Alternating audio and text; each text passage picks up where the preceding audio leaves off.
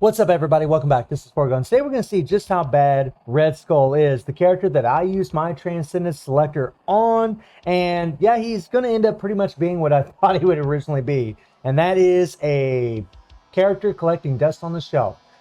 He's not very good. He's actually pretty damn bad, which was pretty much expected, I think, from this character, at least for PvE content is concerned. I mean, he does have 30,000 physical attack. He does have max attack speed. His crit rate's at 49%. His critical damage is maxed.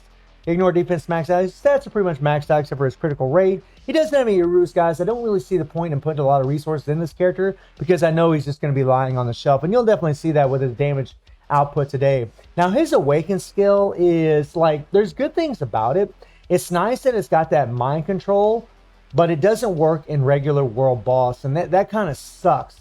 And then he has the ignore target dodge rate, which is good for null.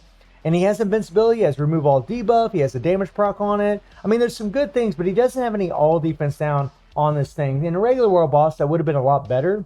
His passive is awesome with the increase all basic attack by 30%, but the increased damage to superheroes kind of sucks. I mean, for PvP, it can be a pretty useful thing, especially in AC. But in PvE, it's trash because all of our world bosses are villains for the most part, and the superheroes that we do have that you can face in world boss don't really give the rewards that you really want. Null and Mephisto are the only world boss legends that we have right now, and they're both villains, so that kind of sucks. And then the ones, nothing, the two gives them an all defense down that goes up to 55% and does apply to world boss, lasts for 10 seconds, which is actually kind of nice. And then the third skill is nothing, and then the fourth skill gives them a nice little heal. It also gives him incapacitation, which is good for PvP. And then it also gives him immunity and paralyzed, but paralyzed doesn't work in world boss. And then I wish this did work in world boss because he actually gets guard broken quite a bit, especially when he faces Call Obsidian. And then his fifth skill gives him a huge 60% attack buff. But this thing is on an insane, well, it says 32 second, but it's actually a 16-second cooldown, which sucks, man. It's a long cooldown, and you got to let it play out a little bit in order to get the buff.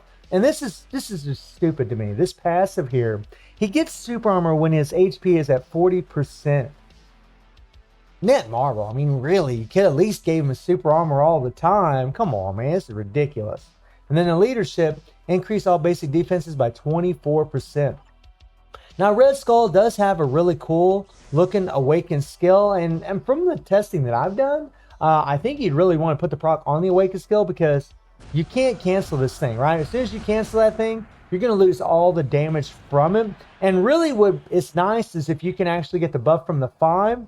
Now, if you just cancel that 5 immediately, you don't get the buffs from that thing. You got to let it play out. There you go. You got to let it play out to get that 60%. So he's kind of got to slam his fist down, and then he's got it.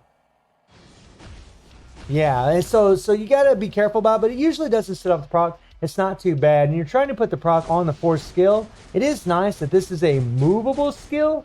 That's really good. So, you know, what I generally try to do is I try to get the buff from the 5, and then I try to use the awaken skill.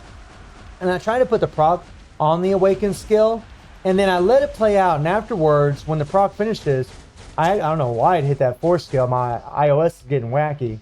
But after the proc finishes on the awaken skill, then I just use the 2, try to apply the all defense down. You got a nice long iframe to add survivability, and then go back into the 4. Now, you got to be careful with the 4 because he can get guard broken. If his health is above 40% and he's got that heal, then he will get guard broken by Call. It's kind of annoying. And then he has a stage 6 Power Ranger all accept. I mean, really, I guess there's not a lot to complain about because the character really doesn't get used much unless it's really an AC.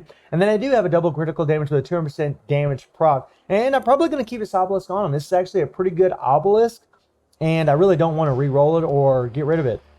As far as this uniform, the uniform does give him a decreased basic damage received by 20%, which is nice for his survivability. So let me show you guys what this guy is capable of.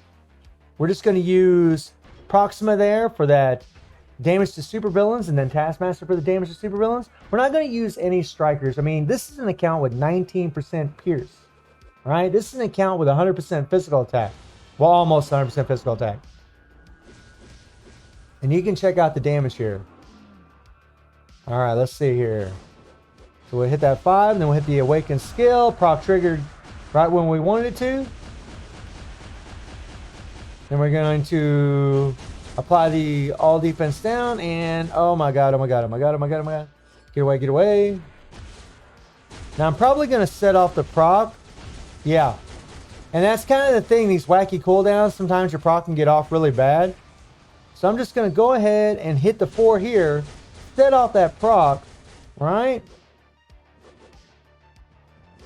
Now what I really would like to do is I would like to have the all defense down before I hit my awakened skill, but it can be pretty tricky.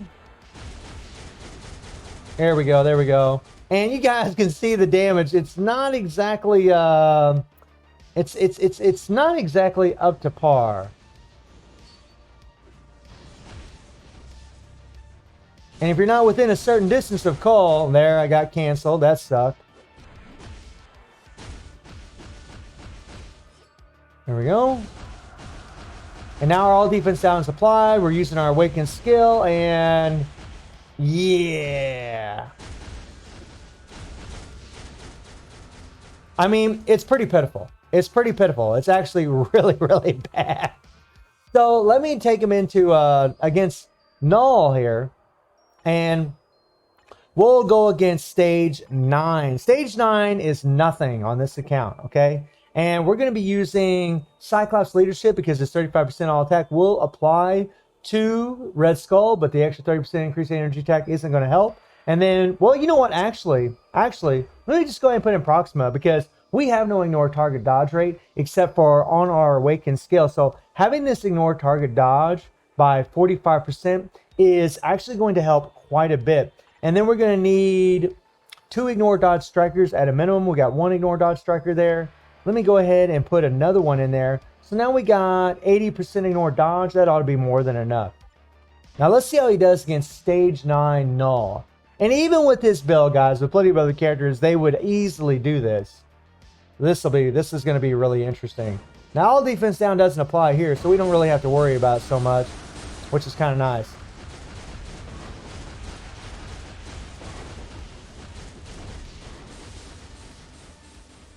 Now there, our proc didn't trigger. I think I hit my 4 a little early. Okay. Actually, the damage didn't look too shabby there. Not too shabby. Come on, get up there. Get up there. We'll hit that 4. That's, actually, it's weird, but the damage looks better here than what it did in against Cole. Which is wacky. I mean, it doesn't make a lot of sense. But okay. Man, that proc triggered way late. Alright, alright, alright. Get out here, get out here. Let's get our buff. Every once in a while, that 5th skill will set off the proc. We'll just get back here and try to avoid all this. We'll hit our 4 here. Proc didn't even trigger. That's always nice. I love it when that happens. Ooh. His movement speed's kind of whatever. It's not. It's okay. It's not terrible, but there we go. I mean, do we have enough damage to actually do this?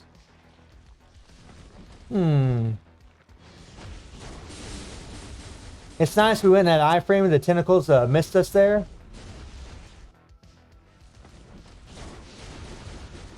Oh boy, oh boy. Okay, okay, okay. Yeah, I mean, you guys can see the damage here. It is pretty pitiful. And I pretty much have been keeping the proc where it belongs for the most part.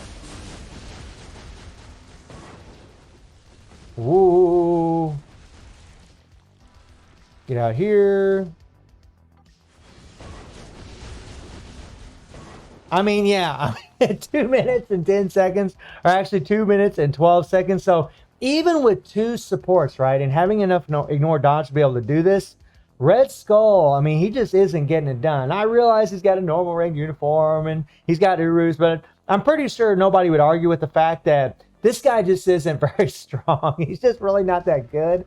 And I'm actually really happy that I used a transcended selector on the character because he just really, to me, he just never really felt like he was worth investing in. When he first showed up in the game, there was an argument for him, kind of, But, you know, because of his passive, it just isn't really that relevant, except for like PvP. That's kind of the thing. Man, if we had a world boss where this actually applied, he'd be a lot better. He wouldn't be no top tier by any means, but he at least would be a lot better. So let me know what y'all think about Red Skull. And I do stream on Twitch at 9 p.m. GMT+7 time. The link is in the description below. And I hope you enjoyed the video. Thank you for watching. Y'all take care and have a good one. See ya.